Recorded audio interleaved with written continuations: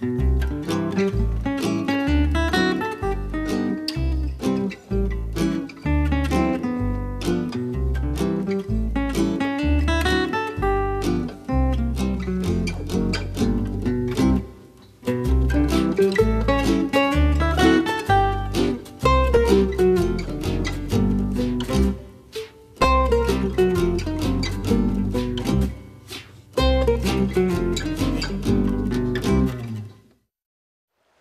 name is Michael Snody, and I'm standing on a beautiful trout stream, and I have plans of making a DVD on fishing and tying some of my special flies that work for me. Before we get started, I'd like to thank the good Lord for this beautiful autumn day, and it looks like it's going to be a good day of filming and fishing. And I think it's time we go fishing.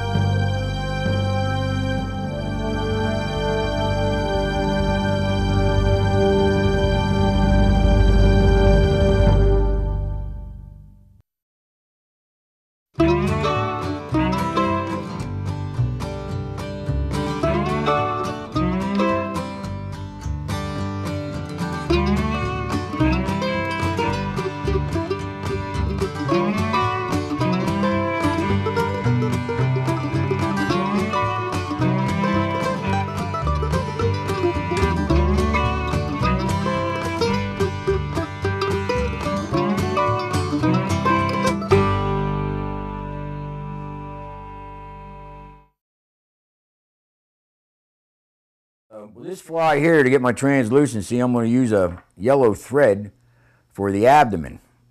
And I'll wind it back over itself to about the 1/3 mark. I look for the best wing set that I can get. Once I get the loose wraps around it, then I'll just pull straight down. And that hair just flares really nice. When I wrap this ball, I try to wrap it as tight as I can without tearing the thread, because I need a tight wrap to get the effect of the tails I want. Is in this area right here. I put the clump of barbs on the side of the hook towards me and give it a loose wrap and start to pull. That clump will roll right up to the top of the shank, and your tails will be upright and flared. Then I'll tie in this quill, and I'll wrap my thread towards the eye of the hook. When you pull materials, dubbing, whatever, and you think you got enough, cut it in half and you might be close. And when you bring your thread around, you're coming directly around the post and that hackle. Once I apply the dubbing, I'll take a wrap around the post, and then I will build up my front part of the fly. Then I'll lift up all my hackle, nice and gentle, and hold it there. And I'll take my thread right over, hold it back, bring it under the hackle. And when I use my whip finishing tool, I put my thumb right against the thread, and that way I can still lift up the hackle, push the thread against the body of the fly, and bring it over and start it and finish my head. I just dipped the very point of my bodkin in there because I do not like to close the eyes of hooks with head cement. Now I will accumulate a little more head cement on my machinist scribe, and then I will take that and I'll put that point right in the base of the post and the hackle.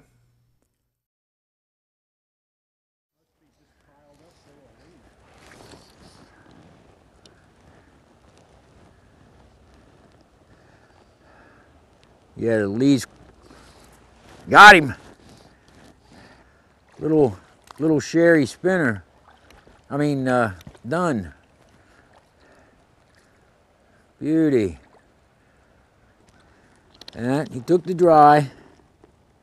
And it's a size 18 sherry done that I talk about so much on this stream. You'll find these stock trout on this stream get very selective.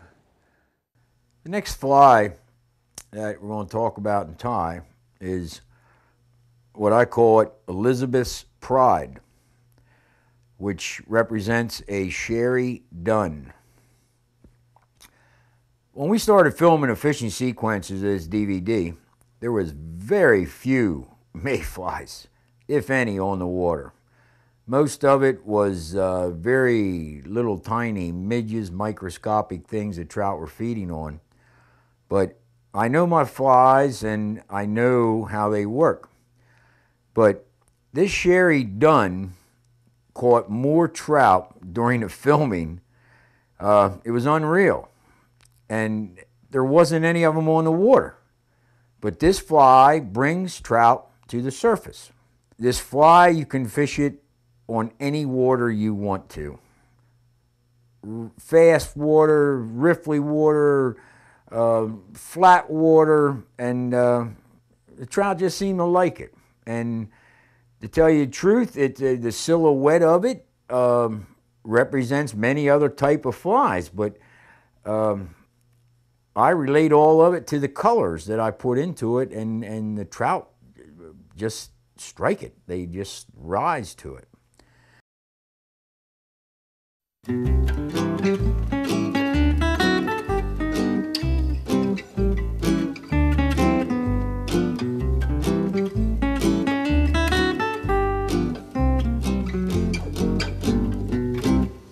As I believe that presentation is everything, especially when you're trout fishing, the one reason that I can think of why you would want to buy Michael Snody's tape is not only does he go into all the detail about the flies that he's using, but he also shows you how to use them afterwards on the stream while he was on Clark's Creek and catching fish.